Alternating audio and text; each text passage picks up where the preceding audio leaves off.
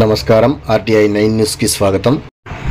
సంగారెడ్డి జిల్లా జహీరాబాద్ పార్లమెంట్ ఎన్నికల్లో స్వతంత్ర అభ్యర్థిగా రెండవ నామినేషన్ దాఖలు చేసిన న్యాయవాది కొవ్వూరు సత్యనారాయణ గౌడ్ సంగారెడ్డి జిల్లా కలెక్టర్ కార్యాలయంలో జహీరాబాద్ పార్లమెంట్ ఎన్నికల అధికారి శ్రీమతి వల్లూరి క్రాంతి, జిల్లా కలెక్టర్ గారి స్వతంత్ర అభ్యర్థి న్యాయవాది కొవ్వూరి సత్యనారాయణ గౌడ్ ఎన్నికల నామినేషన్ పత్రాలను సమర్పించడం జరిగింది.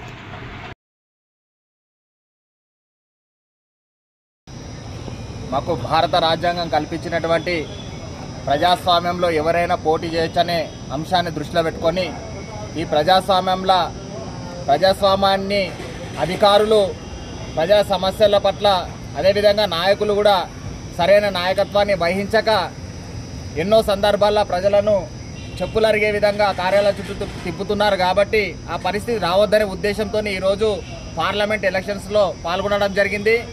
ఎందుకంటే మేము ఢిల్లీ వెళ్ళి ప్రతి సంవత్సరము ప్రజల పక్షాన కొట్లాడుతున్నాం. మేము ఢిల్లీ వెళ్ళినప్పుడు ఇక్కడ నుండి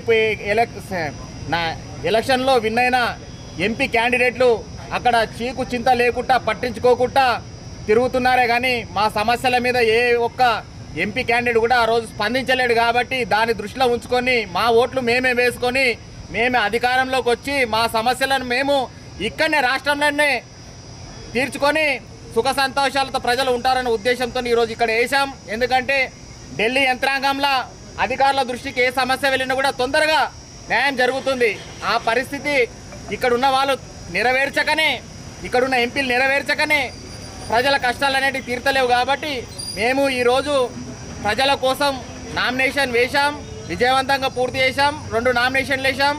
కాబట్టి ప్రజలు ఆశీర్వదించి మాకు జహీరాబాద్ పార్లమెంటరీ కాన్స్టిట్యూషన్లో అధిక మెజార్టీ వస్తుందని భావిస్తున్నాం.